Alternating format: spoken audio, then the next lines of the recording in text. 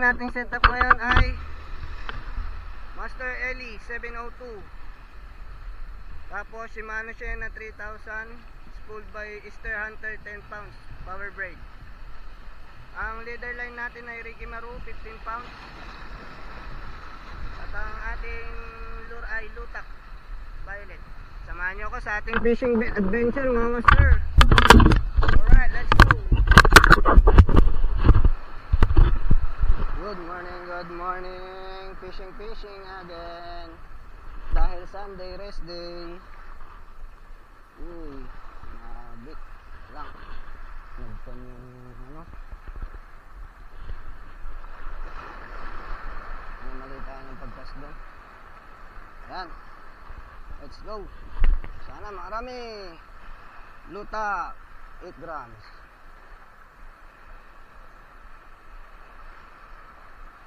Dito tayo sa Balugbog, General Nakar, Quezon.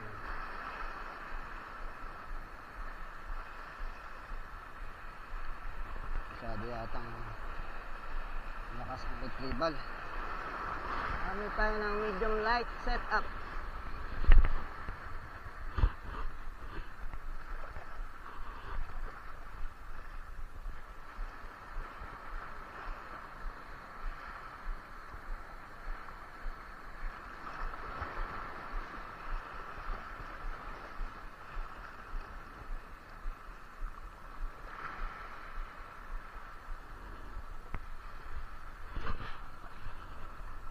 Lang.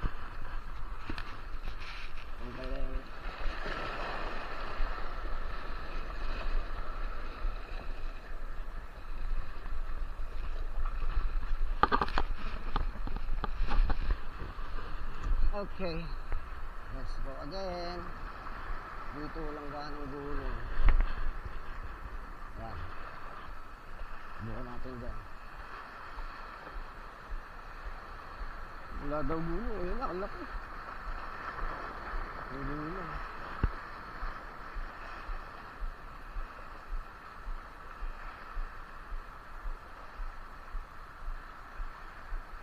Mukhang di yata makita. Palit tayo ng lure mga master.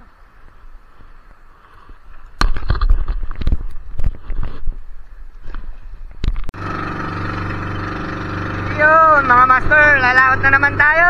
Arriba! Woohoo! Sige! Woohoo! Lilipad yung bangka mga master. Mga master, lalaki ng alon. Medyo inabot tayo ng sabasta sa mga gilid-gilid kanina. Buti nakaligtas sa unang buhay.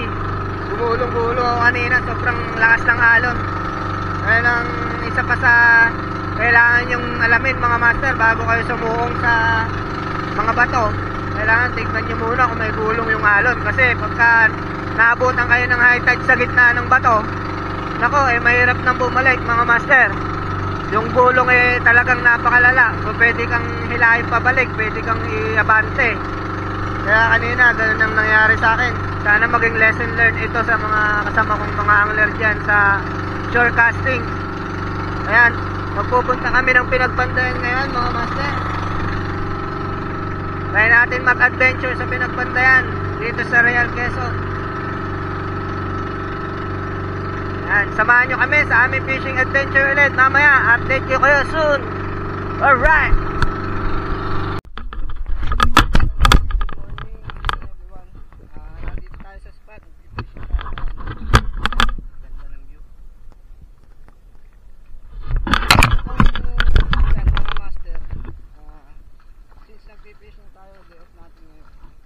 May nakita tayong nagtitinda dito ng ice candy vendors. Since vendor din tayo ng Japanese tea, kailangan matulungan natin itong vendor na to na makaubos.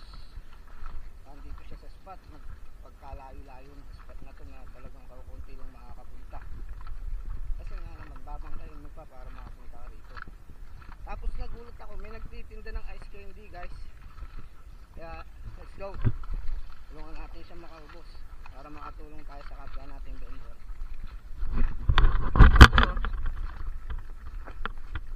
Siya, nakikita niyo ba guys? Ayan, susunod ko na lang mamaya.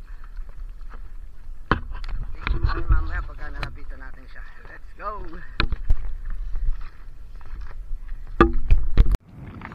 Yun.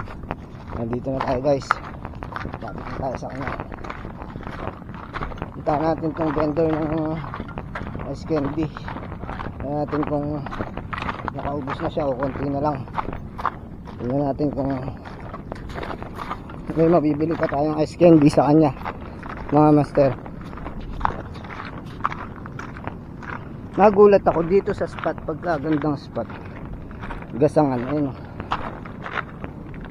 May nagbebenta ng ice candy. Babangkain mo pa, magbabayad ka ng bangka. Magkano renta ng bangka para lang makapagbenta ng ice candy sa mga angler na nagpipishing dito. Wow, ang lupit.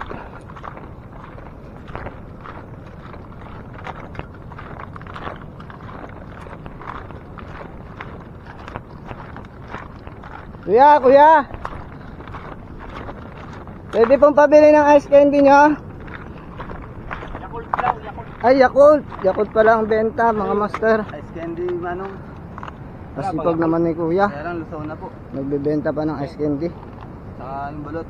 Balat na lang. Mabili po, pakyarin na po namin yan para makatulong naman po kami sa inyo. Kunin natin. Ang hirapan. Lahat. Kuha nyo na, pakiwin nyo Ito, na. tingnan nyo master. Sa inyo na rin yung box. Nagpipishing siya habang nagtitinda ng ice candy. Adi pera sa may kubo eh. Papakasipag talaga na itong master ko na to. Sige, kukunin na namin to. Ayan, papakyarin na namin yan master.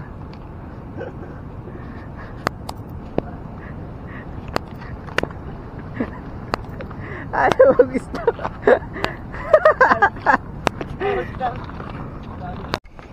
Mga master, oh, huli. Naka-jackpot. Sayang, hindi ko na videoan kaninang tinakas ko siya. Oh. Ayun, oh. Humihinga pa yan, mga master. Kaya sabihin mo naman, eh, hindi ko na uli. Ano? Ayun, oh. Utong ipon, mga guys. Lock. Oh. Okay. Peacock gopher. Sarap. Jackpot, mga master.